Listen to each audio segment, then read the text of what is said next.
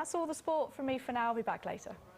Thanks, Katie. Thanks very much. Let's get back to the Olympic torch relay that we were promising. 19th day of the relay, and they're in the Republic of Ireland. Let's just show you the pictures because the torch is approaching St Stephen's Green, and you can see a huge crowd that has gathered there, just as it has for the other 18 days of the relay, with many, many people turning out in the sunshine there. And the Olympic medalist Sonia O'Sullivan will actually carry the flame into the Olympic cauldron before it eventually leaves Dublin and heads back to Northern Ireland a little later. And Robert Hall is there for us, and it looks like another seriously impressive turnout, Robert.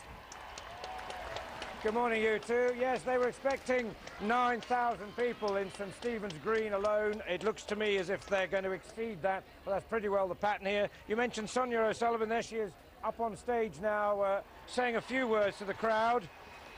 She'll then light the cauldron. Remember, that's the focal point for everywhere the torch goes, as the but just been said from the stage there. This is a very historic moment. Dublin hasn't seen an Olympic torch before. That's why they fought so hard for it to come down. It received the backing of Lord Coe, the British Olympic Association, Irish Olympic Association working together to get it down here, perhaps to underline the way in which Olympic sport brings together communities throughout the island of Ireland.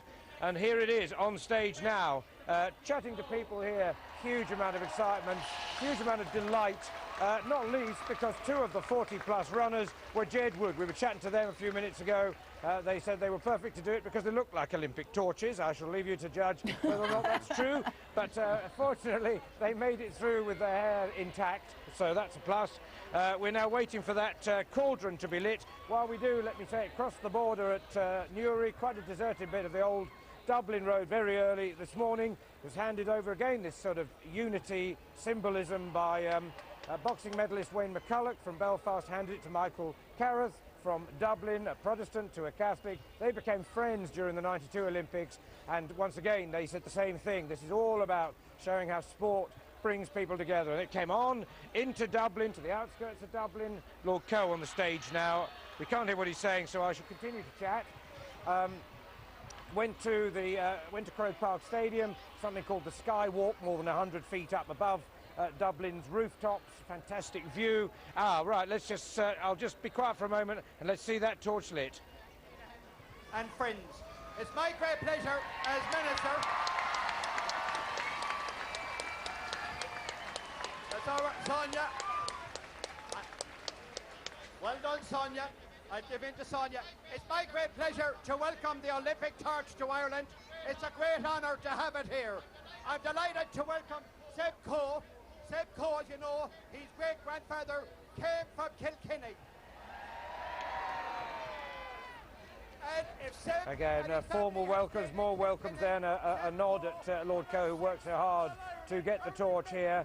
It will finish its time here in Dublin, then heads back to Belfast, and no doubt more crowds, but thousands and thousands of people. The sun is out. It is great to be somewhere dry after the weekend, I have to say, and the people of Dublin are revelling in it and revelling in this moment of history. Oh, super. Thank you very much. Robert Hall there in Dublin, keeping our eye on that torch procession all day, of course. It'll be crossing to Belfast, as Robert says. What a beautiful day for it there. And a reminder, as ever, this gives you a flavour of the website, of course. If you lost track of when it's coming to your neck of the woods, you can look it up, of course, on the website bbc.co.uk/torch relay, all one word. Pull up any date you choose, find out where it's going, the exact route, and if it's in the next few days, you can take a look at the weather forecast as well. But the sun's certainly shining on Dublin today. Now, when we're talking, Richard, thanks very much for that update. Thank you. The Olympic torch has arrived in the Republic of Ireland on the 19th day of the relay. It'll complete a 124-mile journey from Dublin to Belfast to recognise the unique and deep ties between the UK and Ireland. And this afternoon it arrives in Northern Ireland. Let's head to Belfast and join our colleague Anita McVeigh, who is there. Hello, Anita.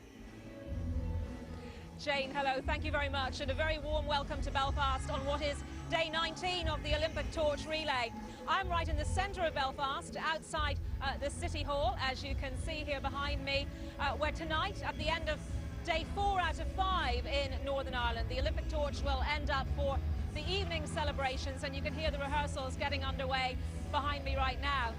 Well, there have been a couple of small protests along the route so far, but let's put those into context. The welcome here in Northern Ireland so far has been overwhelmingly positive, enthusiastic and warm. The First and Deputy First Ministers here saying what a privilege it is to have the Olympic relay, and that as it passes through communities, it's exhilarating those communities. Well, early this morning at around 6 a.m, the Olympic torch actually left Northern Ireland, as you mentioned. It was handed over at the border and made its way to Dublin. The reason for this, well, one of the reasons for this is to recognise the success of the peace process.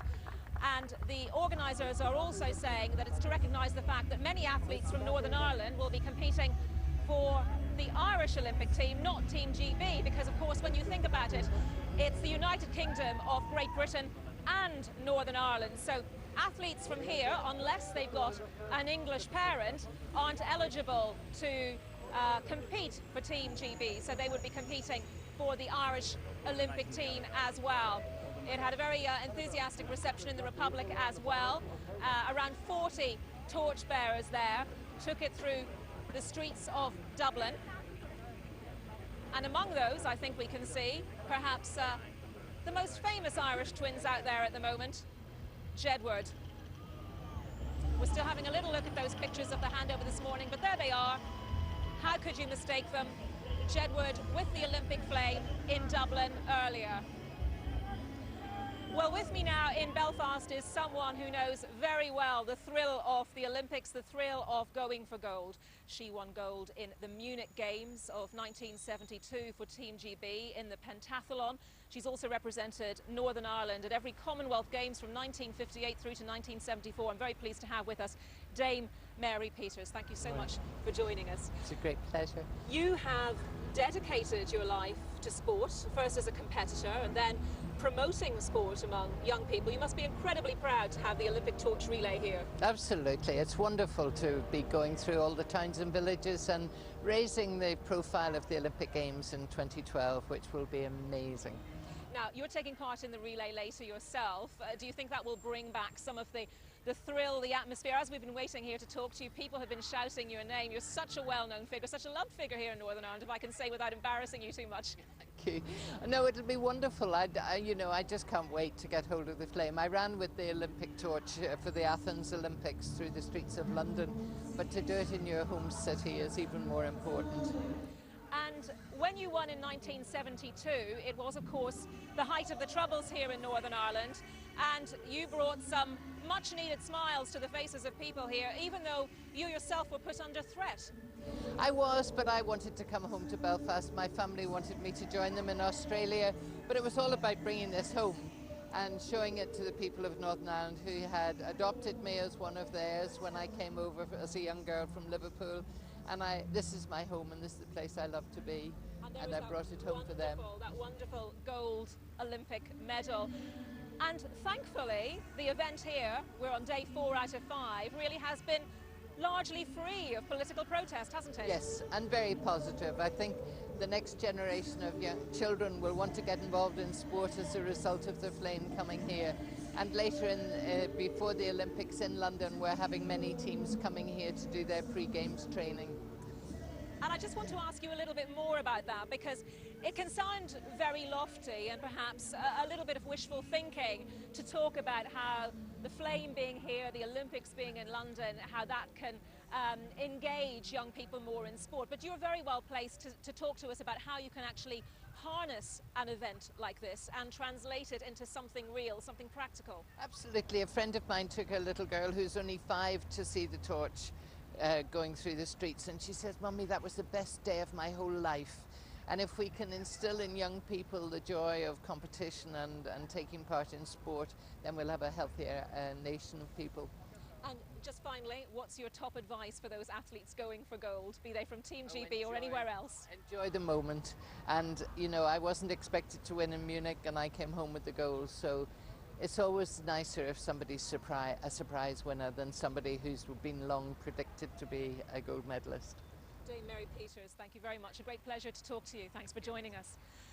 Well, the Olympic torch relay is making its way back to Northern Ireland. It's in convoy mode, and then later on it will be going through Newry, through Lisburn, and winding its way back to Belfast here this evening. And on that route it will be passing through some areas deeply affected during the Troubles, and when you take into consideration the Olympic values of respect and friendship, well, really you could say that those routes will be part of the some of the most symbolic parts of the torch relay so far. And of course we'll be keeping a very close eye on all of that for you throughout the day. Right now, back to you, Jane and Matthew. Anita, lovely. Thank you very much. Yes, much more from Anita McVeigh over the course of the day there. And a reminder, this is the website you need if you want to catch up with the torch, watch its progress, find out where it's going, or work out when it is going to be in your local area. bbc.co.uk/torch relay, all one word. Fantastic website, lots of information there. It is day 19 of the Olympic torch relay, and the flame has crossed over the Irish border to Dublin. The Olympics Minister, Jeremy Hunt, said the decision to take the torch over the border was to recognise what he called the unique and deep ties between Ireland and the UK.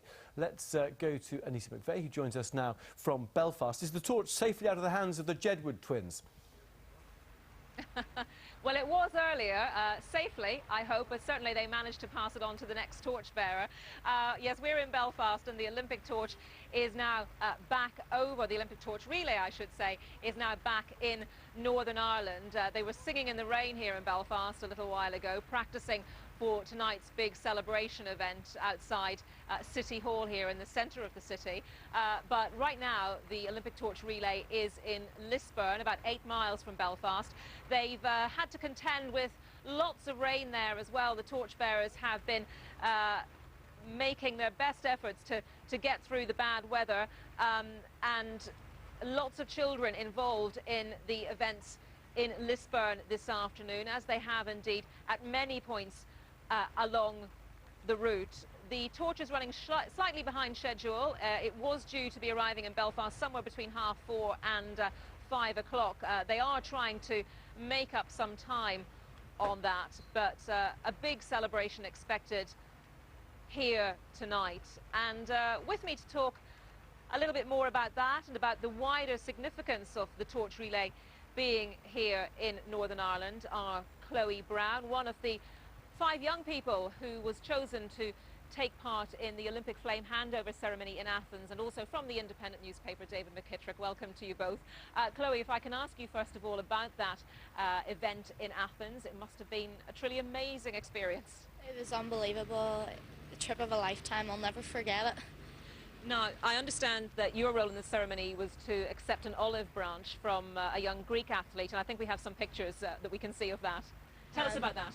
No, it was a great ceremony, even though it was a bit like this where the rain did fall, but luckily when our time had to shine, the rain stopped. But no, the basics was we just had to go out there and collect the olive branch, which was a symbol of peace from Greece to Great Britain. And what an amazing story then for you to come home and tell to your family and friends.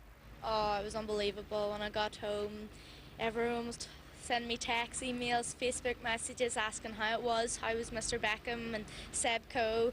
But no, it was a trip of a lifetime and I'll never forget it. Yes, of course, apart from the olive branch experience, there was the David Beckham experience. I saw you on the day saying how excited you were about that as well. What was it like to meet him? Oh, can't even think of a word to describe it. It was... He was such a lovely person, and we spent 15-20 minutes with him actually before the handover ceremony and got talking and got pictures and autographs, just the usual. But no, he was a really nice person, and I'm glad that I came along the trip to meet him. Well, David McKittrick of The Independent has been chronicling events in Northern Ireland here for many years. And David, sport sometimes has been a cohesive force here. On many occasions it's been a divisive force. What is your assessment of the significance of having the torch relay here? I think it's we've become really, as Chloe was saying about olive branches, we've become the land of the olive branch in the last 10 years or so. And the significance of this is that it has everybody's backing. It promotes goodwill, it promotes a good feeling. There are no divisions about it. Everybody thinks it's a great idea. And that's in line with the general ethos now, the general atmosphere of saying, well, look, the troubles are over and we should be making big efforts to put the past behind. And just about everybody is doing that. So yes, I mean, the past often informs the present, doesn't it? Particularly the case in Northern Ireland. But do you think that people here are becoming, if you like, a bit more grown up about it and saying, let's just celebrate this for what it is, here and now? That's right. In the old days, in the bad old days, people would have picked holes and said, oh, well, I don't like this aspect or I don't like that aspect. But really, well, of course, the Olympics is such a great brand, such a great theme, an international theme, that it's very hard to find anything bad about it. I think some of our more irreconcilables here could have found something to object to if they had, but really they know that those days are past. And so it's been something that says, look, we're all in this together, and we sport at this level anyway is a uniting factor rather than anything that's in any way divisive. Among the Olympic values, of course, are friendship and unity. And when you consider the route that the torchbearers will take here in Belfast, when the torch does reach here, it's really quite significant, isn't it? You know, thinking about the troubles of the past, you know, along the Shankill Road, along the peace line at one point. It's really loaded with symbolism. Very much so. In a lot of those districts, which are still very divided, of course, they're still very segregated, but there is a new feeling now among most people of saying, let's leave the past behind. So you will have the torch going from one previously troubled district to another previously troubled district. You will have it going from nationalist areas and into unionist and loyalist areas. And those are areas that there used to be an awful lot of conflict between them. But now the torch is going to pass smoothly between those. And it's going to say, in its own sporting way, that, you know, the days of the peace walls and so on, they're still there. But gradually they're being eroded, gradually those walls are coming down, and this is just another small step in that direction. Okay, well, David and Chloe, thank you very much indeed for joining us on the news channel today for your thoughts, and we certainly will be hoping to bring you those pictures later as the torchbearers make their way through the streets of Belfast before ending up here at the City Hall this evening. Right now, back to you in the studio. Anita, just hearing, in fact, that the torch is now running 10 minutes late, so a little bit of a delay there. Thank you very much, Anita. Some rain in Ireland. Now it's day 19 of the Olympic torch relay, and the flame has crossed over the Irish border to Belfast. The Olympics Minister Jeremy Hunt said the decision to take the torch over the border was to recognise what he called the unique and deep ties between Ireland and the United Kingdom. Anita McVeigh is in Belfast for us. What's happening there, Anita? Hello, Gavin. Well, guess what? The rain has stopped, the skies are clearing, the sun has even come out, so fingers crossed for a good evening for the celebration in front of Belfast City Hall here. Let's just give you a sense of what's happening now with the torch relay. I believe we can take the pictures coming into us from the vehicle following that torch relay, and we should be seeing 23-year-old Mark Thompson, who is a scout volunteer. He gives up 3 nights a week to volunteer as a scout leader, working hard in his local Belfast community. This is the Duncairn Gardens area of Belfast that we're seeing at the moment, and he, of course, as a member of the Scouts, is trying to promote the development and well-being of young people in the area. He also works hard to raise money for charity, running recently to raise money for the Marie Curie charity. So great crowds coming out to cheer him and the other torchbearers who are running in Belfast this evening. Well, with me now to talk about the Olympic torch relay being here in Northern Ireland is the Sports Minister, Carol Ní-Killen. Thank you very much indeed for coming along to talk to us. Let's just reflect back on the day so far and the fact that the torch went across the border down to Dublin, and what that means to you, do you think? Well, I think it was a hugely significant day. I mean, there's been a lot of work done behind the scenes for some time to get the torch to Dublin. And I suppose what's been referred to now as a border moment was very significant, because as a nation, Ireland sends athletes to compete on an all-Ireland basis, and it was proper that even for a short time, that the torch went south. How much do you think that this event can be harnessed to promote the spirit of sport amongst young people, to encourage young people to become involved in sport? Well, we're very lucky here in the north that, you know, behind the scenes for years, many of the sporting groups have been working together in very, very difficult circumstances. I think what politicians need to get behind the groups who've been doing this and giving support. And the Olympic torch, you know, the international symbol of, you know, inspiration and hope, actually makes it easy for people to use that as a platform, almost to promote the work that they've been doing for such a long time. There have been a couple of protests. We have to put them in context. They were small protests by Republicans. Do you think, though, that overall everyone from every side of the community here has welcomed the torch being in Northern Ireland? Absolutely. I mean, I've been with the torch when it arrived here on Saturday night. Just very briefly, you know, taking time out in between different routes, but I have seen across the north and across communities people coming out and supporting the torch bearers, regardless who they are or where they're from. Equally, you know, it has been a small number of people who have protested, and we would support their right. I mean, that is a right to protest. But at the same time, I mean, for example, even in Derry and even in Uri last night, overwhelmingly thousands are turning out to give the torch support, and that's a story that we need to pay focus to. Okay, Caroline Killen, Sports Minister. Thank you. Thank you very much indeed for your time. And of course, Gavin, we'll be following the torch as it makes its way here to City Hall in Belfast. The City Hall was opened in 1906. At the time, it was to promote Belfast, which was thriving with its industrial heritage. You know, the shipbuilders, the textile industry, they were at their absolute height. And right now, the Olympic torch is showcasing the best that Northern Ireland has to offer. So we'll be following that journey throughout the rest of the evening for you. Gavin. Anita, thanks very much. And you can also follow the Torch Relay online, check where and when it'll be in your area, and even find out what the weather is going to be like when it's there. Go to bbc.co.uk/torch relay. Now, Alex Deacon. Now, I think we can cross over to Belfast and have a look at the Olympic torch. Let's see if we can see the pictures. There it is, and that is the Shankill Road. And the torch is making its way through Belfast to the centre of Belfast, coming down the Shankill Road there, after having been, very unusually, I suppose, the Irish Republic earlier today. The Culture Secretary said that was to mark the unique and deep ties between the United Kingdom and the Irish Republic.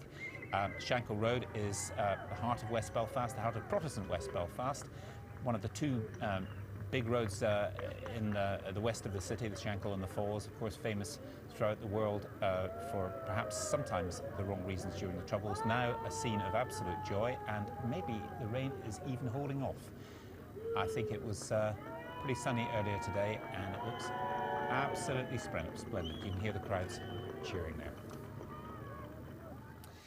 Now, there are just... We're staying with sport because we're going straight to Belfast. It's day 19 of the Olympic torch relay, and the Olympian Mary Peters is the last person to carry the torch there in Belfast tonight. It will be staying in the city overnight. Tomorrow it'll head off to Scotland, but there'll be celebrations, of course, in Belfast tonight, and you can see a big turnout in the city. The torch went to Belfast on Sunday for a 5-day tour of Northern Ireland. Earlier today it crossed over the border and went to Dublin as well, but it's now back in Belfast where it will reside overnight. So that's Dame Mary Peters, who's now 72. She actually won gold at the Munich Games in 1972. She won gold in the pentathlon, and she's still very involved with sport. She is involved with the Mary Peters Trust, which helps young people in Northern Ireland achieve excellence in sport. So a very fitting person there to be carrying the torch on this last leg, for today at least, in Belfast. So she'll be lighting the cauldron in half an hour or so, so we'll go back to Belfast for that ceremony when it happens. Now, though, let's join Mariam for the business. Now, it's day 19 of the Olympic torch relay, and the flame has made an historic crossing across the Irish border. Special permission was given so that the relay could go into the Republic of Ireland as a symbol of the peace process. Well, it's now returned to Belfast, where it's paraded down Shankill Road not long ago.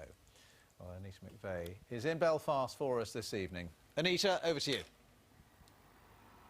Ben, thank you very much. Good evening, everyone, and what a beautiful evening it is in Belfast. Very lucky, given the heavy downpours earlier, that it's turned out so beautifully for the evening celebration here.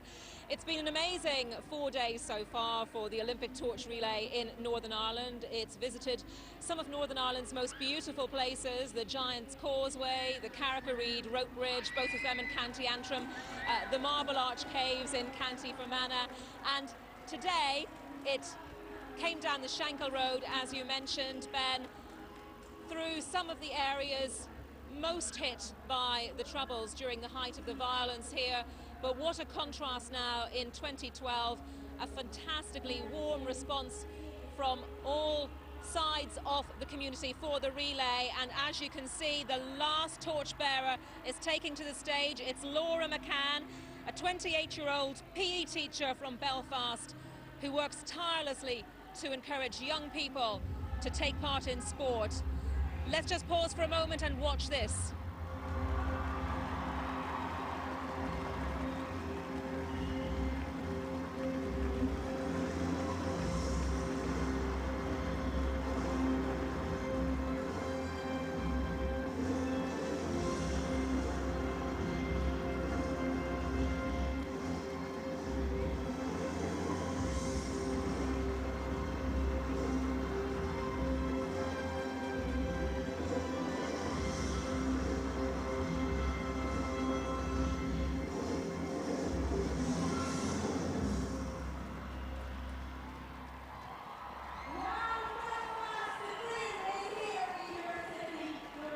What a fantastic image for Belfast.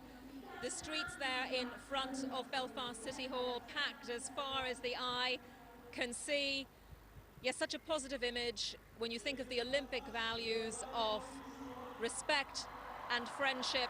Then that certainly has been demonstrated throughout the progress of the torch relay over the last few days. There were a couple of small demonstrations, but putting this in context, this event has gone overwhelmingly smoothly. There's one more day, of course, still to go. Tomorrow the torch will be in County Antrim and also in County Down before it travels to Scotland on the 7th. But thinking back to the people that I've spoken to today, the people who've taken part in the relay, who were about to take part in the relay, you know, they've all talked about the exhilarating experience that it's been, how they really hope they can harness the good spirit that's been shown over the last few days. They hope they can harness the enthusiasm for the Olympics that's been shown over the last few days and take that forward to encourage as many people as possible to get involved in sport and also to help build on the cross-community activities that they're engaged in. I also spoke at the beginning of the day to Dame Mary Peters, the gold-winning Olympian from the 1972 Munich Games, who's very much involved in promoting sport with young people, and those were certainly her thoughts, that this can really be used to positive effect. I just want to let you see some pictures from just a little earlier this evening when the torch went along the Shankill Road in Belfast. Now, the Shankill Road, one of the most the areas most badly affected by the Troubles, a largely Protestant area. When it was on the Shankill Road, the torch was held by Wayne McCullough, popularly known as the Pocket Rocket over here, a boxer who won silver in the 1992 Games in Barcelona. And I was talking to someone who'd been talking to him after he completed his part of the relay, and he said as he ran through Protestant and then Catholic areas, he was being cheered by people from all sides, and he said, I wish it had been like this 20 years ago here in Northern Ireland. So it does show how times have moved on, the overwhelmingly positive response that the relay has received here. So it's been a fantastic 4 days. One more day, as I say, for the torch in Northern Ireland before it moves on to Scotland. There's still a bit more celebration to go on here in Belfast this evening. We've been listening to music, seeing dance acts, huge crowds, as you saw in the pictures a few minutes ago here, to take part in the celebrations. Lord Coe has been talking about the legacy of the London 2012 Games and the legacy of the Olympic torch relay, and I think in Northern Ireland it's something that really will be felt to very positive effect, given that so many people here are already working on a cross-community basis to try to use sport to bring people together, especially young people together.